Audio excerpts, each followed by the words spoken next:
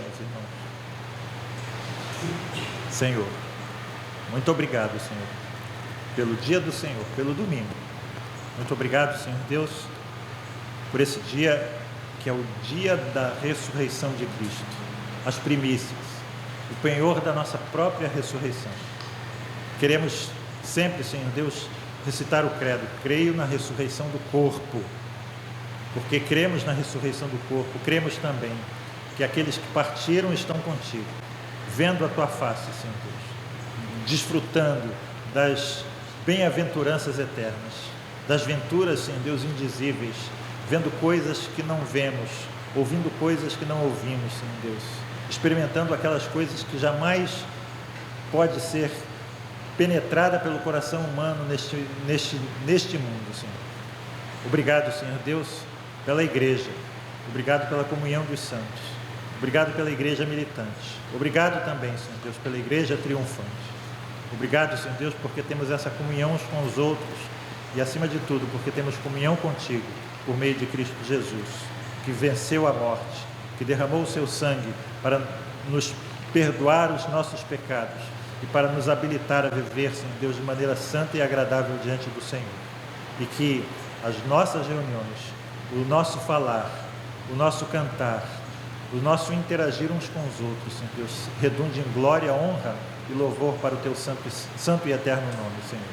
E que possamos, conforme diz a tua palavra, efetuar o nosso crescimento mutuamente pela justa cooperação de cada parte do teu corpo, Senhor Deus. Que possamos ter essa expectativa, Senhor Deus, de ouvir a tua voz através dos lábios dos nossos irmãos, Senhor Deus, de experimentar, Senhor Deus, comunhão contigo através da comunhão que temos uns com os outros. E assim, Senhor Deus, que o Senhor possa nos conduzir de glória em glória à imagem de teu Filho Jesus. Abençoa, Senhor Deus, o estudo que vamos fazer agora. Abre os nossos olhos, Senhor Deus, permite que possamos ter os nossos entendimentos despertados para a grandeza, a beleza e a profundidade da tua palavra, Senhor Deus. E que em todas as coisas possamos, de maneira sempre cuidadosa, dar a ti, Senhor Deus, todo o crédito, todo o louvor, toda a honra e toda a glória. Não a nós, Senhor, não a nós, mas ao teu nome da glória. No nome de Jesus nós te oramos e te agradecemos. Amém. Amém. Então, irmãos, cumprimentando os nossos visitantes, os avós do Pedro e do Gabriel, né? Vamos dar início. Também tem o nosso irmão que está junto com o Marcelo. Já veio aqui antes, né? Já esteve aqui antes? Não? Primeira vez?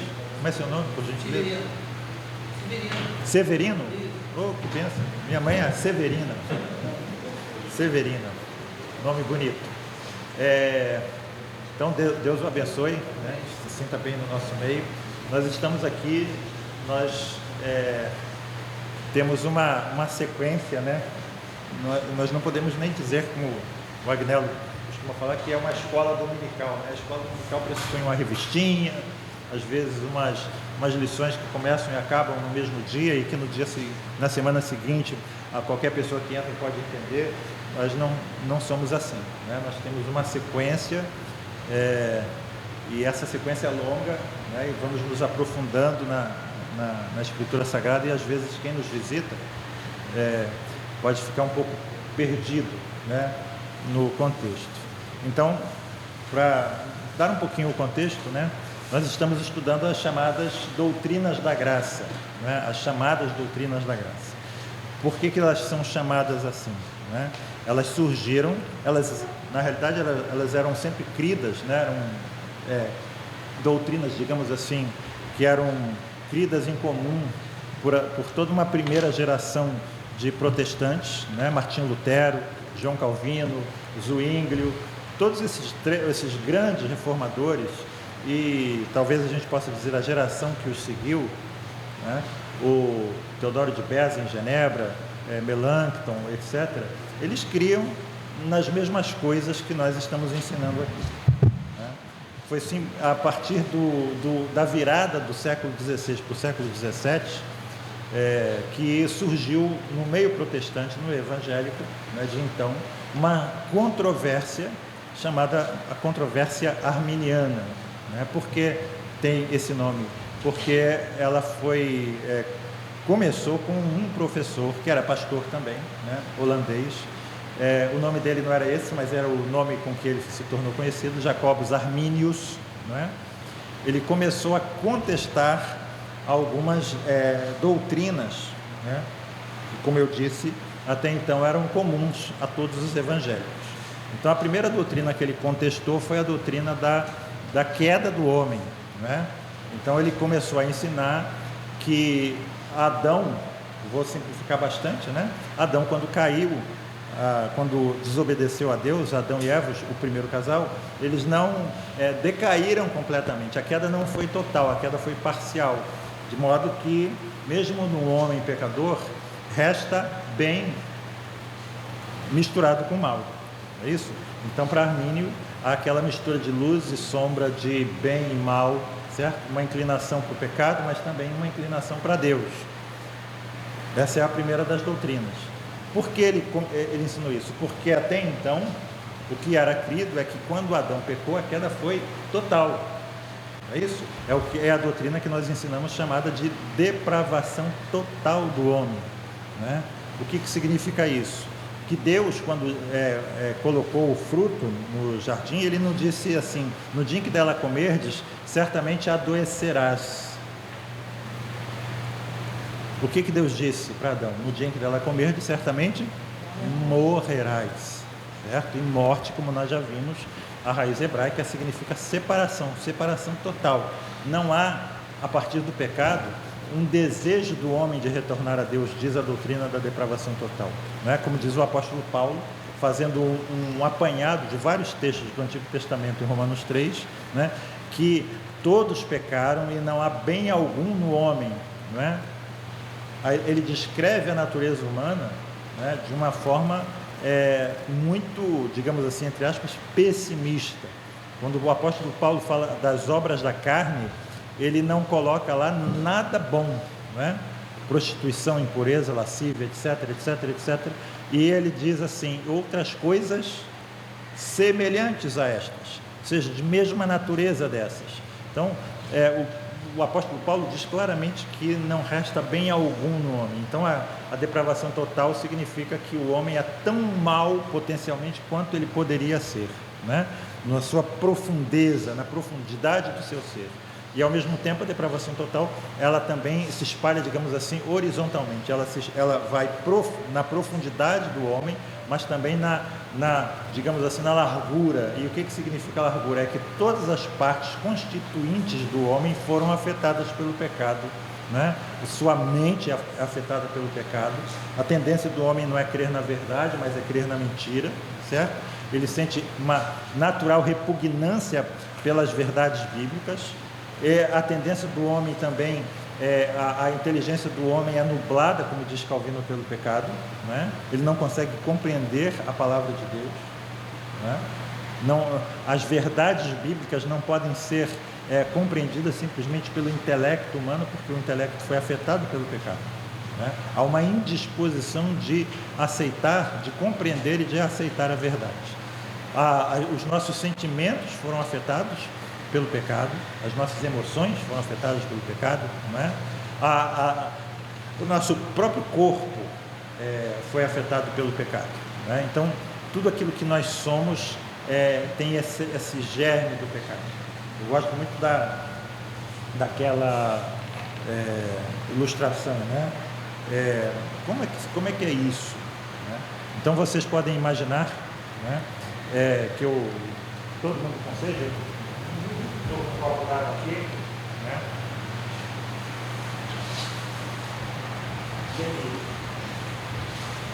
Mas aí o Adriano, que trouxe no copo d'água, ele vai dizer para mim o seguinte: eu peguei uma peça com vocês.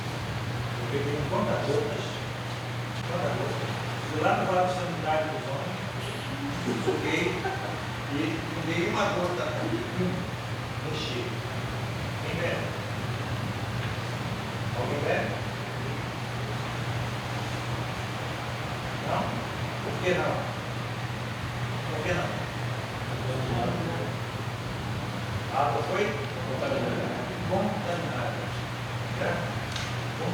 Mas eu posso argumentar, olha só, um copo d'água inteiro milhares de gotas. Uma única gota de água do vaso sanitário foi pecado. Milhares contra um. Alguém pede? Se eu fizer uma grande homenagem com 10 anos com um outro, alguém come? Mas são 10 contra um.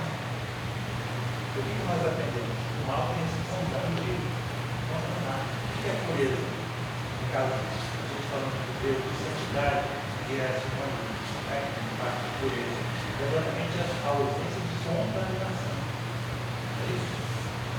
Nós não podemos dizer que algo é puro quando tem algo, o mínimo que seja a menor partícula de impureza. E no céu, não entra a menor partícula de impureza. Quem pode? Eu não falo do estado em que nós estamos. Quem pode dizer, no estado do coração, ele viveu o pecado? O homem basta totalmente desagradado. Mas Arminio dizer que não. E em consequência disso, qual é a segunda doutrina arminiana? Que eu decido o meu destino eterno. Eu sou o Senhor do meu destino. Não é? Eu posso decidir se eu quero ir para o céu ou se eu vou para o inferno. Por quê? Porque Armínio dizia que resta bem no homem, resta uma inclinação do homem para Deus. Mas o apóstolo Paulo diz que não há temor de Deus diante dos olhos dos homens. Que nós nascemos com uma mão, um punho cerrado contra Deus, dizendo: eu não quero saber de ti. Antes do pecado, a Bíblia diz que Deus, numa formulação poética, passeava com o homem, com Adão no jardim. E depois que o homem pecou e Deus apareceu, o que acontece com Adão? O que Adão faz? Ele vai ao encontro de Deus? Não, ele se esconde, ele foge. Essa é a reação do homem natural. Aqueles imãzinhos, gosto muito. Já viram aquele bonequinho nas paradas do rock? Você tem aquelas vendas, aí tem um bonequinho com o braço de barbante, ele tem um imã numa mão, um imã na outra. Aí tem assim uma garrafa de água, uma garrafa de cachaça, uma garrafa de leite, uma garrafa de cachaça. Aí você põe a garrafa de leite na boca dele e ele nunca encosta. Põe a garrafa de cachaça, já viram isso? Está lá no jardim, mas a garrafa de leite não gruda. Aqueles polos que se repetem, polos que se atraem. O homem e Deus são como polos que se repetem. Isso. Aquele que é nascido da carne, a carne milita contra o Espírito contra a carne. Por quê? Eles são opostos entre si. São opostos entre si. Há uma guerra, certo? Entre o homem e Deus. Uma guerra entre o homem e Deus.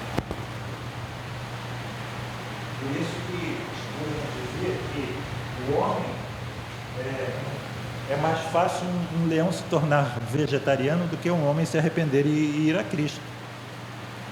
Por quê? Porque é antinatural, é contra a natureza do homem. É contra a natureza do homem, se arrepender. Ele não vai a Deus, nunca irá. Ele está morto nos seus delitos e pecados. Aquele que pratica o pecado é escravo do pecado. Escravo é um ser que não tem vontade própria. Alguém tem vontade por ele. E nesse caso, o próprio Senhor Jesus diz que é o pecado que manda nele. Ele pensa que é livre, mas ele não é livre. É o pecado. Mas Armínio dizia que o homem pode ir por vontade própria a Deus. E os protestantes originais diziam que não é o homem o senhor do seu destino, é Deus. É Deus que decide. Não é o homem que escolhe a Deus, é Deus que tem a última palavra. Não é o homem que tem a última palavra, Deus tem a última palavra. Então, é o homem que é escolhido. Deus escolhe o homem. Deus decide quem vai salvar. Eu vou ter misericórdia de quem eu quiser ter misericórdia, e eu vou endurecer quem eu quiser endurecer, diz Deus. E o apóstolo Paulo cita, esse texto de Êxodo lá em Romanos capítulo 9. E assim a gente vê isso. É quando Jesus pergunta aos apóstolos: quem os homens dizem que eu sou? Eles disseram: um profeta, João Batista, Elias. João Batista que ressuscitou, Elias, né? Dão variadas respostas, e até hoje os homens dão variadas respostas. E eles perguntam: mas vocês, quem vocês dizem que eu sou? E Pedro se levanta e diz: tu és o Cristo, o Filho do Deus vivo. E Jesus responde algo para ele que precisamos prestar atenção: bem-aventurado és Simão Barjonas, porque não foi carne e sangue que te revelou. O que Jesus está querendo dizer com isso, com carne e sangue? Não é a natureza humana, não é a inteligência humana, não é a engenhosidade humana, não é a pesquisa humana, não é o fato de você ter uma filosofia de busca do transcendental, da verdade, que faz você chegar a essa conclusão. Bem-aventurado és Simão Barjonas, porque não foi carne e sangue que te revelou, mas meu Pai que está no céu. Ou seja, o entendimento correto a respeito de Jesus é dado por Deus, certo? E Jesus, ele diz isso de outra forma em Mateus capítulo 11, lembra? Graças te dou, Pai. Jesus está adorando e louvando a Deus por isso. Por quê? Porque ocultaste estas coisas aos sábios, aos entendidos, e as revelaste aos pequeninos. Deus está ativamente ocultando coisas e revelando coisas. Em João capítulo 6, Jesus diz a mesma coisa, né? Ninguém pode vir a mim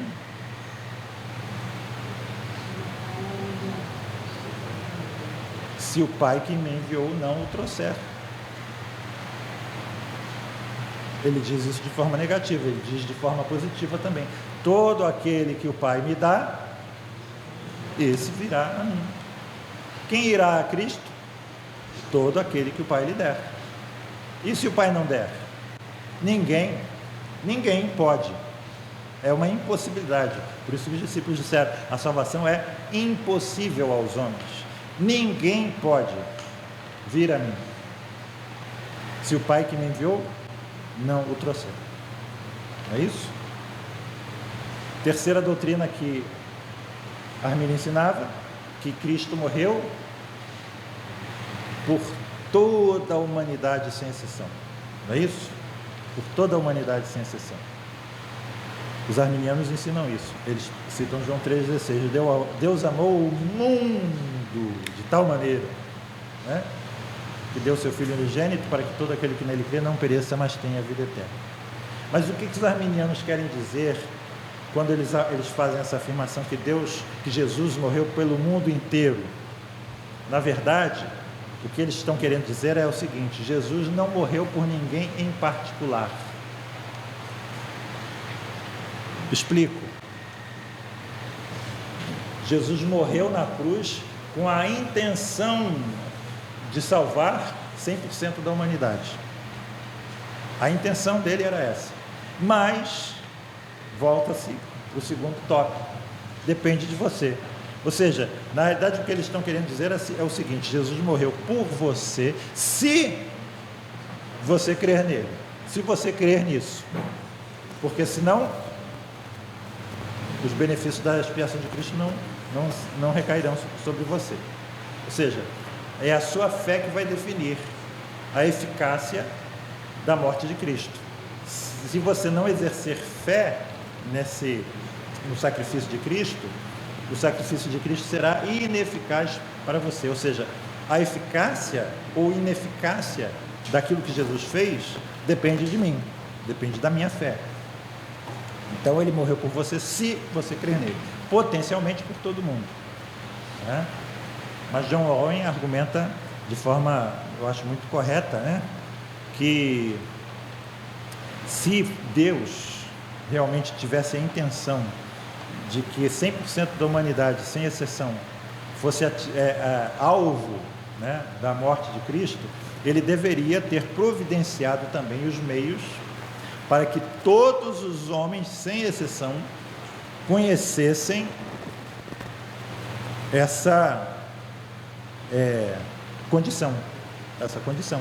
Ou seja, você precisa crer em Cristo, você precisa saber que Cristo fez isso por você e que você precisa saber que você precisa crer em Cristo para que você seja salvo. Ou seja, Deus deveria ter criado também as condições para que o Evangelho fosse pregado a 100% da humanidade, a todos os homens da humanidade, né? Sem exceção, todas as gerações. Nós sabemos que isso não aconteceu e que isso até hoje não acontece. Milhões morreram sem esse conhecimento, civilizações surgiram e desapareceram no contexto da história humana sem que eles tivessem esse conhecimento.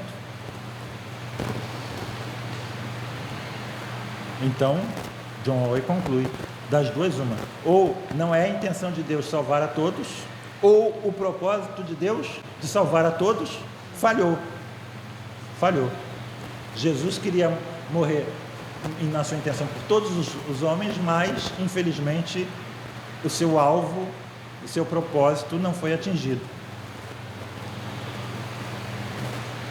Então, para Armínio, a salvação era oferecida de modo amplo, geral e restrito, mas não era eficaz para ninguém, não tinha eficácia. Por quê? Porque não depende de Deus, depende do homem. É como se Deus tivesse construído, imagina, né? Você vai lá no supermercado, compra um liquidificador, digamos, né? Está todo lá meticulosamente construído, né? As peças todas nos seus devidos lugares, né? Tudo certinho. Mas como é que ela vai funcionar? Você precisa ligar na eletricidade, você depois precisa apertar o botão para ele funcionar. Se você não apertar o botão, ele vai ficar inoperante. Então, do ponto de vista arminiano, a salvação, aquilo que Jesus fez, é exatamente como esse liquidificador, que está lá à sua disposição, pronto, preparado, mas se você não ligar o botão, ele não vai funcionar. Ou seja, digamos assim, a salvação para o arminiano é uma obra sinérgica, né? É um sinergismo, é uma cooperação de duas vontades, a vontade de Deus e a vontade do homem. Digamos, Deus fez 99,999% de tudo que era preciso fazer. Agora basta você com 0,0001%. E que é apertar o botão. Aperta o botão, creia em Cristo. Mas se você não crer, aquilo tudo... Deus planejou salvar o homem e agora está torcendo para que o homem salve o seu plano. Exatamente. Salve o seu plano. Entenderam? Deus planejou salvar o homem e agora está torcendo para que o homem salve o seu plano.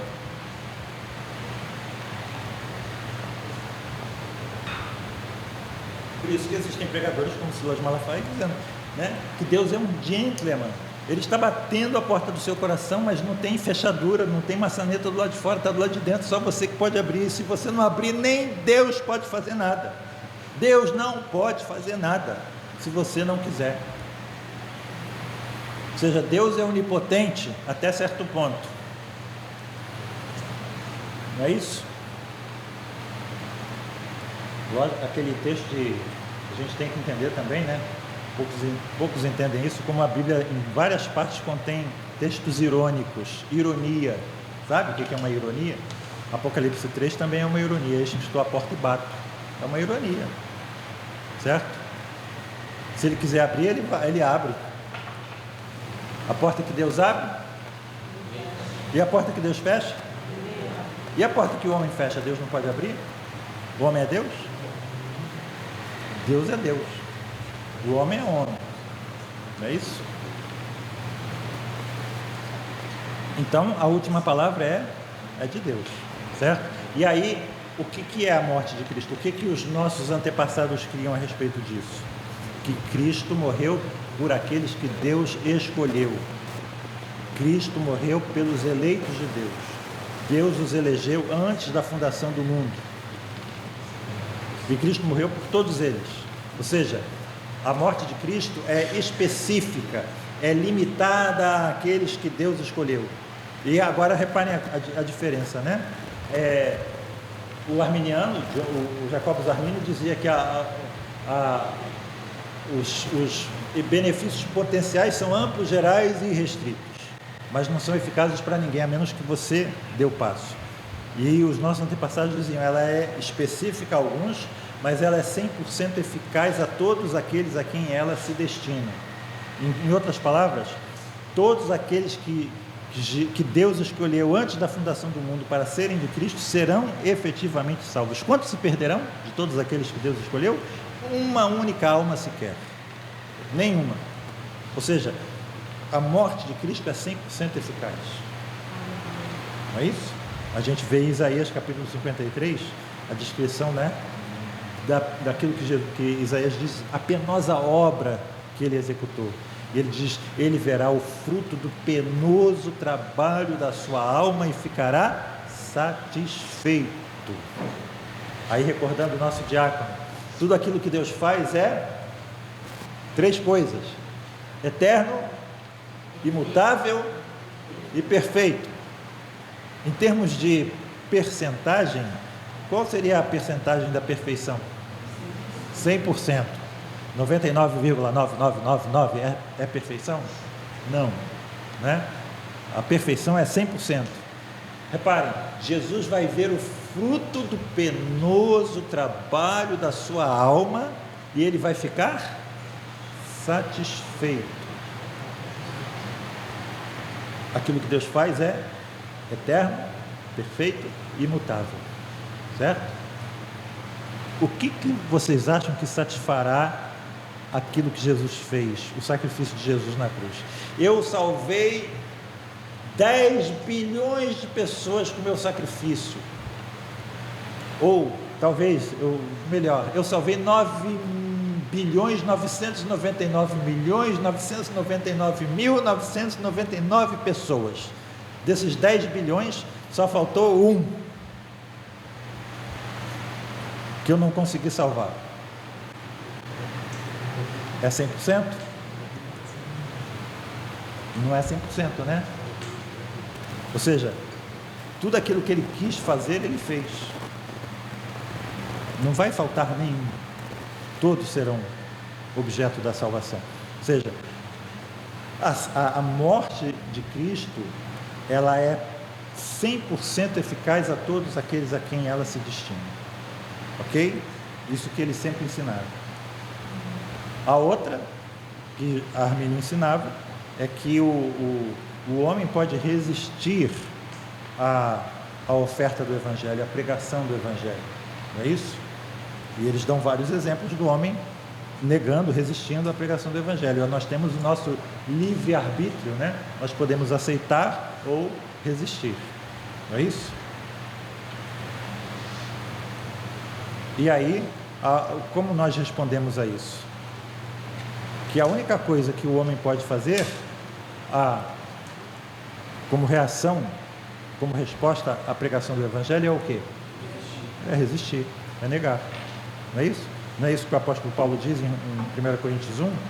Que a pregação do Evangelho, Cristo crucificado, é escândalo para os judeus, loucura para os gentios. A pregação do Evangelho, Jesus na cruz, ele sempre vai ser escândalo para os judeus e loucura para os gentios. O mundo não pode compreender.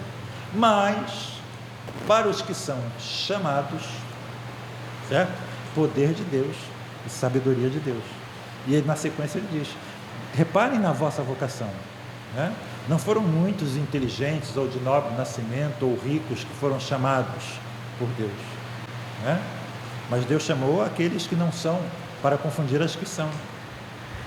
Deus elegeu, e ele fala repetidamente isso. Ou seja, Deus escolheu as coisas pequenas, Deus escolheu as coisas pobres, Deus escolheu as coisas loucas deste mundo.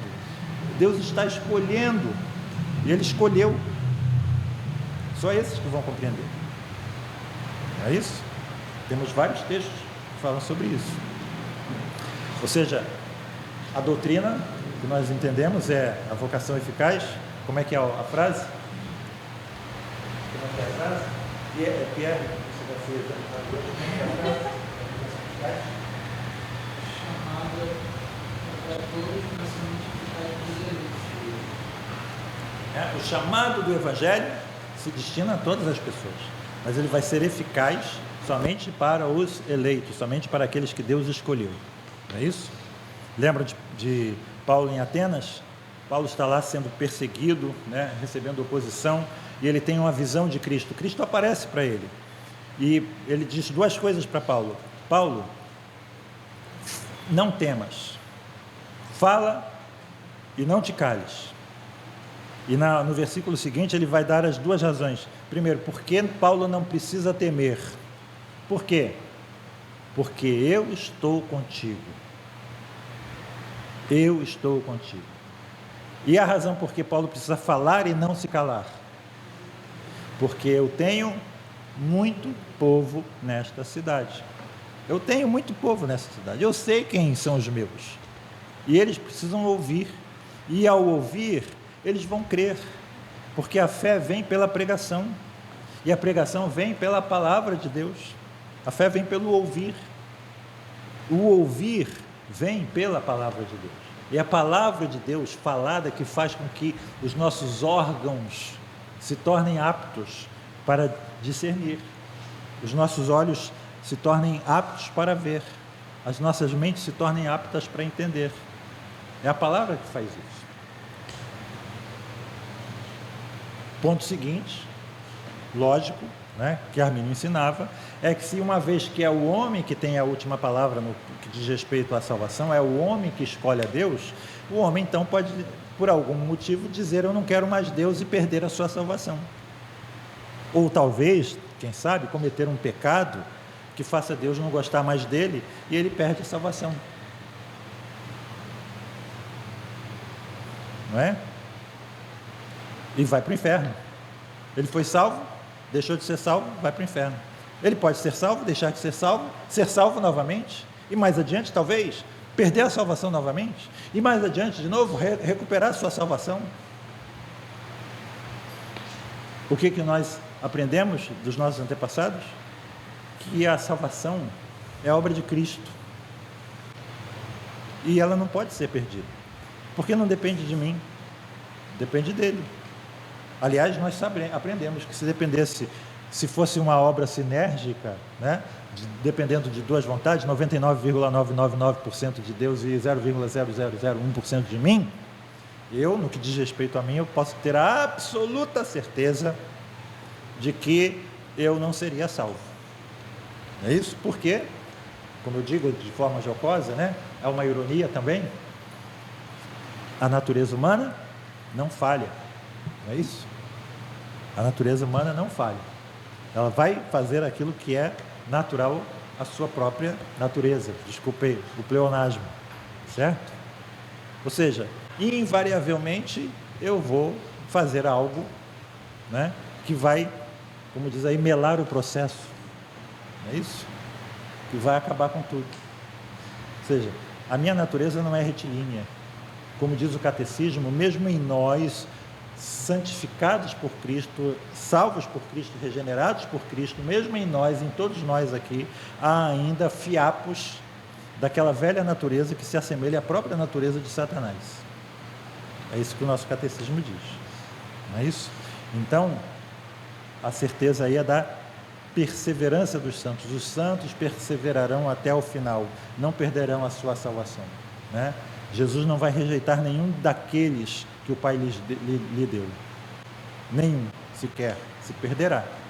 Ou seja, a salvação é garantida, não porque eu posso fazer algo. Aliás, ela só pode ser garantida se eu não puder fazer algo, se não depender de mim, né? Se depender totalmente de Deus. Por isso que a gente, às vezes, prefere dizer que é a preservação dos santos. Deus vai preservar os que são seus. É isso? Então, esse é o resumo aí do que nós estamos aprendendo, né?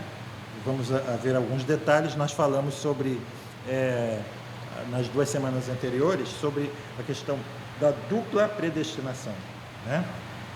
Então, eu vou ler algumas coisas aqui só para a gente relembrar, né? Pedro, né, falando sobre alguns indivíduos na igreja, desculpe, Pedro não, Judas, né? Alguns indivíduos que estão na igreja, né? E no dizer do Catecismo de Heidelberg, não é isso? Desculpe, na confissão belga, há pessoas que estão na igreja, pode haver pessoas que estão na igreja, mas que não fazem parte da igreja, lembram disso? Estão na igreja, mas não fazem parte dela, ou seja, estão na igreja visível, às vezes como membros, mas eles não fazem parte da igreja invisível, da igreja que Jesus sabe, aqueles que lhes pertencem. É isso? A gente aprende isso. Ou seja, Judas está falando dessas pessoas. Certos indivíduos se introduziram com dissimulação, ou seja, para causar confusão, discórdia, dissensão, introduzir ensinos falsos, heréticos na igreja. Ele diz assim, ele acrescenta, os quais desde muito foram antecipadamente pronunciados para esta condenação. Ou seja, em outras palavras, foi Deus que os colocou na igreja, para que eles fizessem isso, né? A gente vê Deus falando, né? Paulo falando em 1 Tessalonicenses, de Deus enviando ao mundo a operação do erro, para que aqueles que não foram eleitos creiam na mentira, né? João 10, 20, Jesus falando, vós não credes porque não sois das minhas ovelhas. É sempre bom a gente parar para analisar a lógica, né, daquilo que nós estamos lendo, o português. Vós não credes porque não sois das minhas ovelhas. Reparem, Jesus diz assim, vocês não são minhas ovelhas porque não creem. É isso que Jesus disse? Vocês não são ovelhas minhas porque não creem. O que Jesus disse? Vocês não creem porque não são minhas ovelhas. Se fosse o primeiro ponto, vocês não creem porque não são minhas ovelhas, vocês não são minhas ovelhas porque não creem, como é que seria? Vocês creem, então vão ser minhas ovelhas, certo? Ou seja, ser ovelha é resultado de crer. Ser ovelha é resultado de crer. A fé vai fazer com que você se torne minha ovelha. Mas Jesus está dizendo o contrário. Se você for realmente minha ovelha, você vai crer. Certo? Graças te dou, ó Pai, Senhor do céu e da terra, já falamos sobre isso, né? Porque o ocultaste de Deus está ativamente ocultando coisas aos sábios entendidos e revelando aos pequeninos, né? Romanos 11, 7, estou citando aqui rapidamente, né, coisas que a gente estudou com mais detalhes. O que Israel busca, isso não conseguiu, mas a eleição o alcançou. Reparem que os termos são os termos que nós mesmos usamos, né? E os mais foram endurecidos. Romanos 11, 8, Deus lhes deu, Deus ativamente fazendo, espírito de entorpecimento, olhos para não ver, ouvidos para não ouvir até o dia de hoje. Marcos 4, 11 e 12, a vós outros é dado conhecer, reparem, é dado conhecer, Deus nos deu a conhecer o mistério do reino de Deus, mas aos de fora, tudo se ensina por meio de parábolas, para que vendo, vejam e não percebam, ouvindo, ouçam e não entendam, para que não venham a converter-se e haja perdão para eles, para que não venham a converter-se e haja perdão para eles.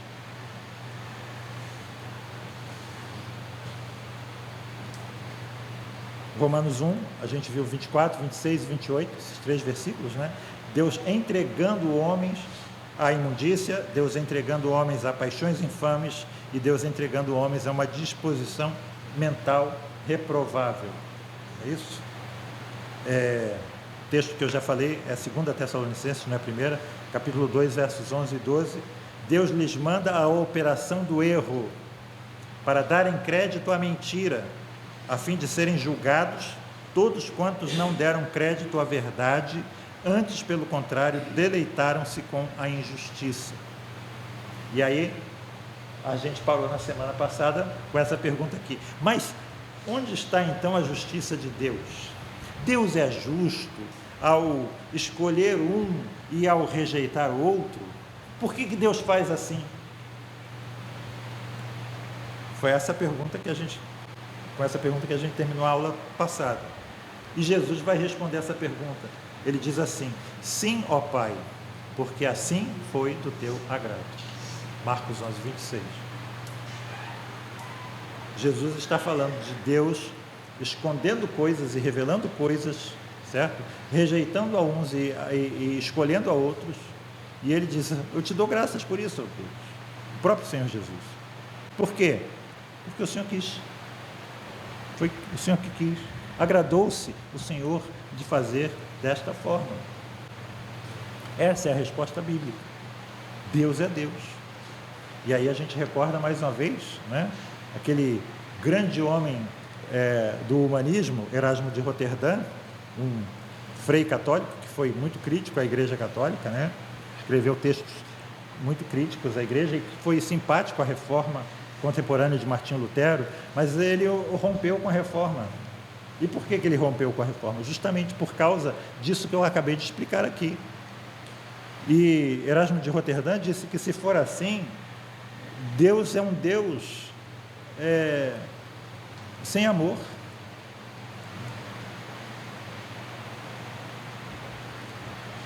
E ele mandou um recado para Martinho Lutero dizendo assim: Lutero, deixe Deus ser bom. E Lutero respondeu a ele com um livro, A Escravidão da Vontade, e no livro ele diz: Erasmo, deixe Deus ser Deus. E aí a grande questão, né? Falando de justiça, você gostaria que Deus fosse justo com você? Você oraria dessa forma? Deus, faz justiça para mim, seja justo comigo. Eu ouvi alguém dizer que... Advogado é bom a gente falar de justiça, é bom. Eu ouvi alguém dizer que Deus nos criou a sua imagem e semelhança e nós incluímos o favor.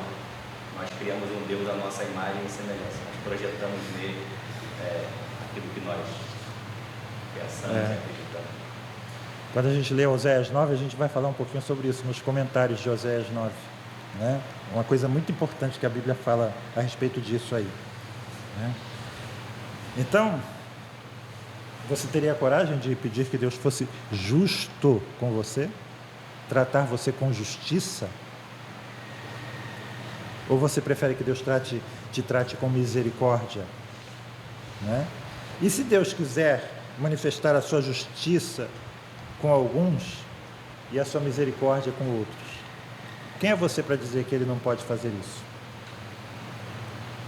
Qual é a doutrina da soberania de Deus? Resumida em uma frase que eu peço para todos decorarem: Pierre.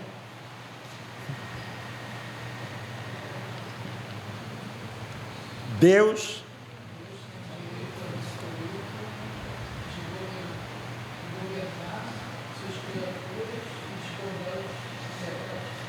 tem o direito absoluto de governar as suas criaturas e de dispor delas como lhe apraz. Não é essa a lição que Nabucodonosor aprendeu? Segundo a sua vontade, ele opera com o exército dos céus, os moradores da terra. Não há quem possa estorvar a sua mão. Gosto muito dessa palavra, estorvar, né? Causar estorvo, causar empecilho, causar obstáculo. Ninguém. Quem é que pode criar algum tipo de obstáculo ao querer de Deus? Não há quem possa estorvar a sua mão e lhe dizer: que fazes? Não é isso? Então, se Deus fosse tratar com justiça aos habitantes da terra, no momento seguinte, o que aconteceria?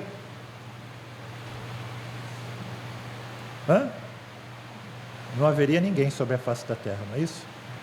Não é? A gente às vezes não ora que graças às suas misericórdias nós não somos consumidos, porque as suas misericórdias se renovam a cada manhã, não é isso? Então a cada manhã as misericórdias de Deus se renovam e nós não somos consumidos, não é isso? Então, se nós achamos que Deus é injusto, nós devemos desconfiar do nosso próprio padrão de justiça e não do padrão de Deus, não é isso? É interessante que eu coloquei aqui na apostila que Romanos 9, né, também responde essa pergunta. No capítulo 9, o apóstolo Paulo, ele, após dizer que nem todos os judeus são filhos de Deus, né, ele usa a comparação entre Esaú e Isaque, né, um aceito e outro rejeitado por Deus. Ele vai e conclui o seguinte, Romanos 9, 14, 15 e depois o verso 18, se alguém quiser abrir. Que diremos, pois? A injustiça, reparem, a injustiça da parte de Deus, no fato de Deus ter escolhido a Isaque e rejeitado a Esaú? De modo nenhum, responde Paulo. Pois ele diz a Moisés: terei misericórdia de quem me aprouver ter misericórdia, e compadecer-me-ei de quem me aprouver ter compaixão. Logo, concluiu o apóstolo Paulo, tem ele misericórdia de quem quer, e também endurece a quem lhe apraz.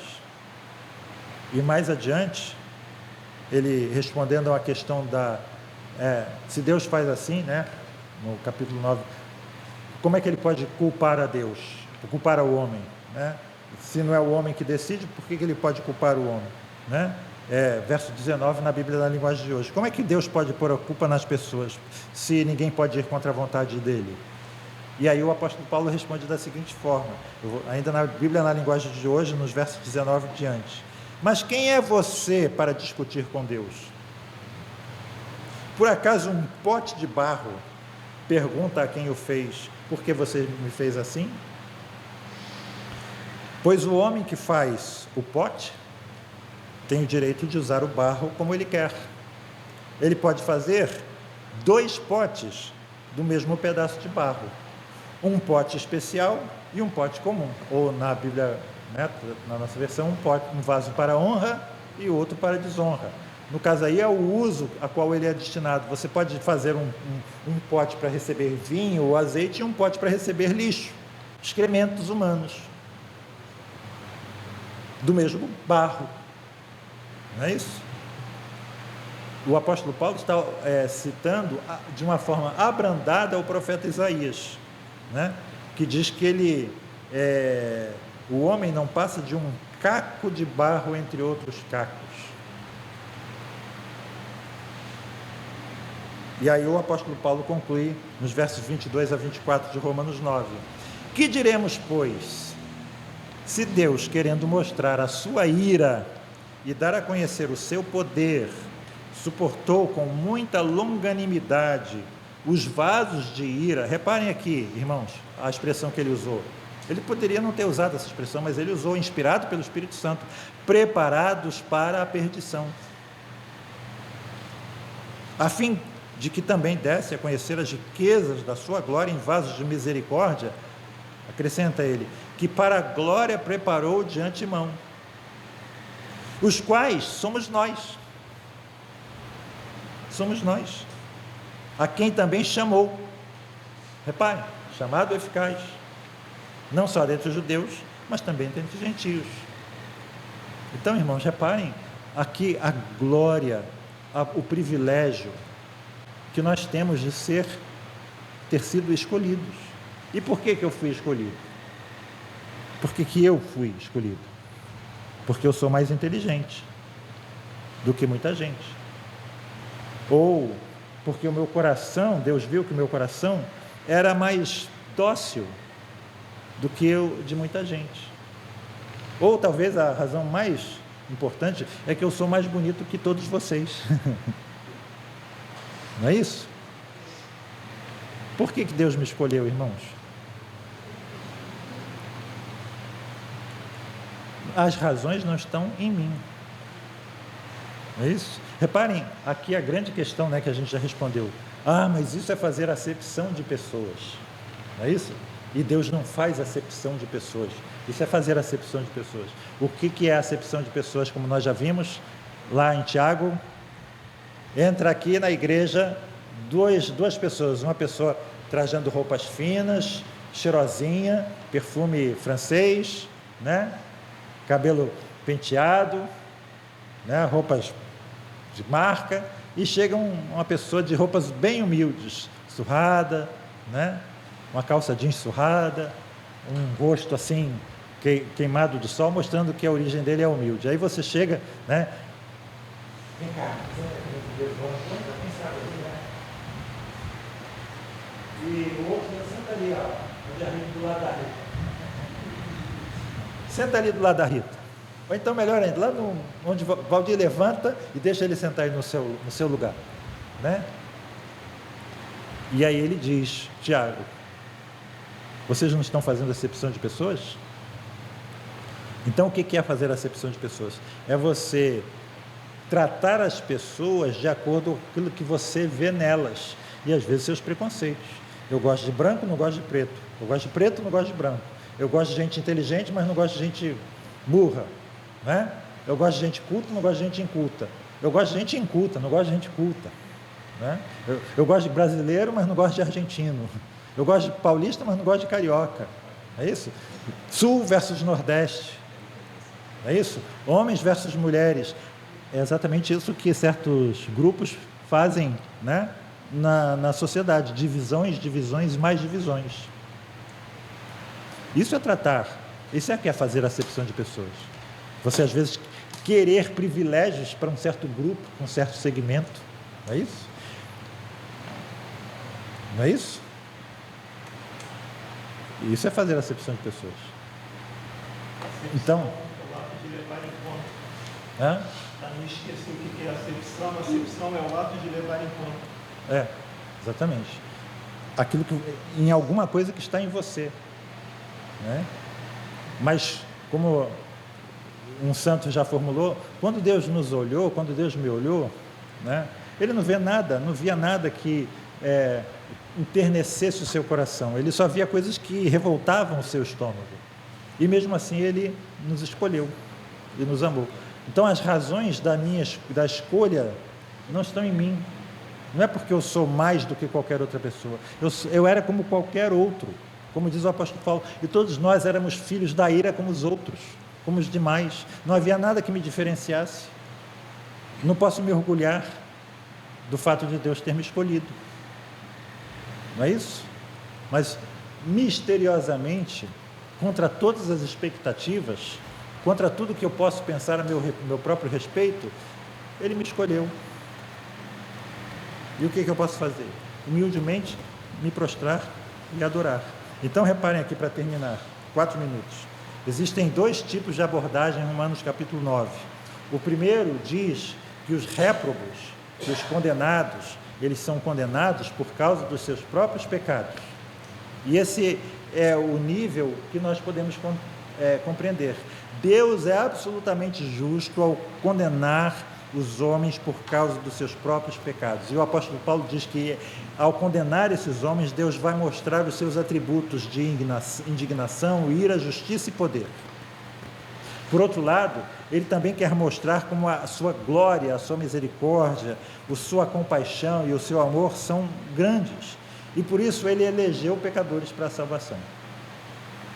Mas porque ele faz assim, Paulo nos está dizendo que não nos é lícito perguntar. Ou seja, existem perguntas que nós não podemos fazer. Versos 19 e 20 de Romanos 9. E esse é o segundo nível. Ou seja, essa é o decreto de Deus, a vontade de Deus, que é incompreensível ao nosso entendimento. Deus fez assim porque assim foi do seu agrado. Essa é a resposta que Deus nos revela na sua palavra, né? E Ele não vai revelar mais nada para nós, a não ser isso, né? E o que nós devemos fazer? Pelo fato de Deus não ter me dado satisfação do que porque Ele faz dessa forma. O que eu devo fazer? Protestar? Dizer, Senhor, eu quero mais. Não é? A resposta é a resposta bíblica. O piedoso, ele se curva. E ele vai dizer, graças te dou, ó Pai, porque assim foi do teu agrado. Ou como diz o apóstolo Paulo, ao terminar a exposição das doutrinas da graça, de Romanos 1 a Romanos 11, ele termina com uma doxologia. Ó profundidade da riqueza, tanto da sabedoria como do conhecimento de Deus, quão insondáveis são os seus juízos e quão inescrutáveis os seus caminhos. Reparem, aos que perguntavam porque Deus escolhe um e rejeita a outros, Agostinho respondeu da seguinte forma: vós homens esperais de mim uma resposta. Eu também sou homem. Portanto, vamos nós, vós e eu, ouvir alguém que disse: ó homem, quem és tu? Romanos 9:20. E Agostinho continua: a ignorância que crê é melhor do que o conhecimento temerário. Paulo descansou porque reconheceu maravilha.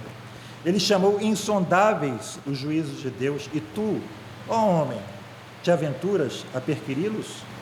Paulo fala dos caminhos de Deus como inescrutáveis, e tu tens a pretensão de esquadrinhá-los?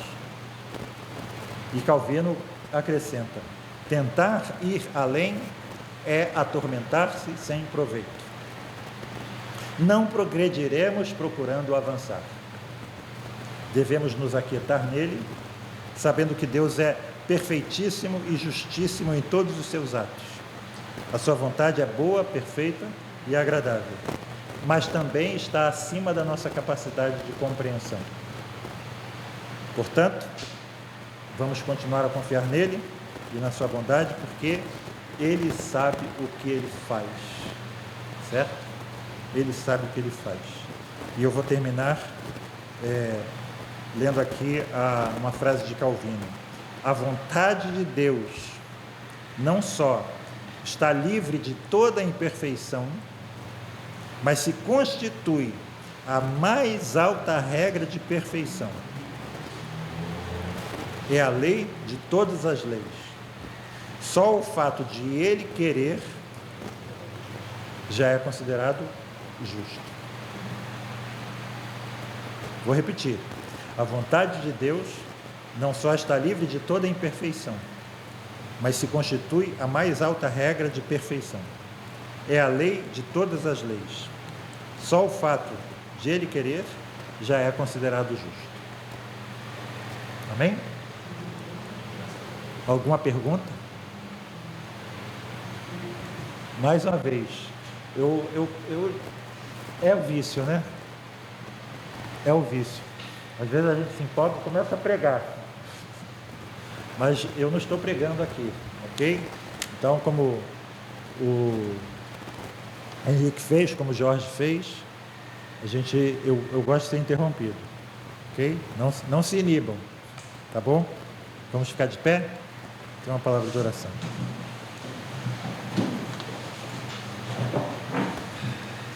Henrique, você encerra.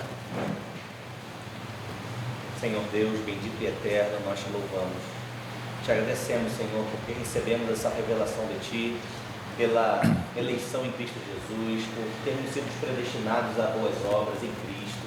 É um privilégio, Senhor, que nossa mente humana, limitada, não consegue compreender, mas como estudamos aqui pela manhã, nós te damos graças, te louvamos, te agradecemos, louvamos o Teu santo nome. Te pedimos, Senhor, que essas verdades possam ser descortinadas no nosso coração, que nós possamos ter luz do Teu Espírito para compreendermos elas e poder do Teu Espírito para colocarmos em prática, Senhor, todas essas verdades. Te agradecemos pelo domingo, dia do Senhor. Te pedimos que o Senhor dirija, conduza, Senhor, o restante das atividades, o culto, tudo lhe seja agradável segundo o Teu Santo Espírito. É a nossa oração em nome de Cristo Jesus. Amém. Amém. Amém.